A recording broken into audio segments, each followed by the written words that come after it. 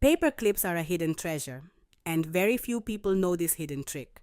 You're just about to leave the house, and that's exactly when you can't find your keys. You start checking your pockets, the couch, or every random spot you can think of, and somehow, the more you're in a hurry, the harder they are to find. But with this simple trick, that problem can become a thing of the past. First, grab 5 regular paper clips. Then bend them like this to create small hooks, just like the ones you see on the screen. Next, cut a piece of double-sided tape about 6 inches long.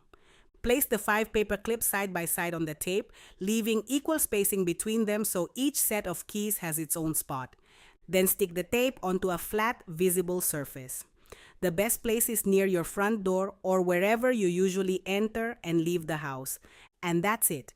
You've just made a simple key holder. From now on, every time you get home, just hang your keys there. Then, whenever you're ready to leave, they'll be waiting for you in the exact same place. Save this video and thank me later.